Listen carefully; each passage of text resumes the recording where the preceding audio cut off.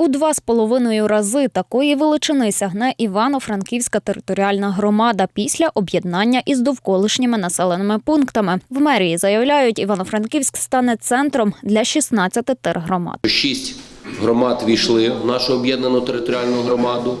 2 громади – Братківці, Узин, вже є друге рішення і думаю, що буде третє рішення.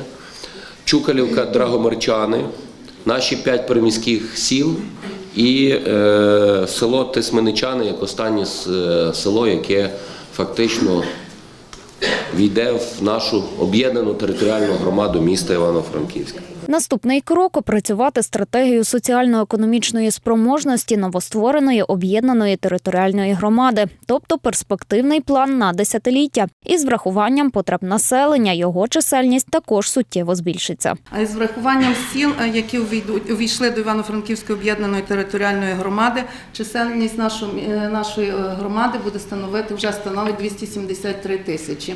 І вона постійно зростає.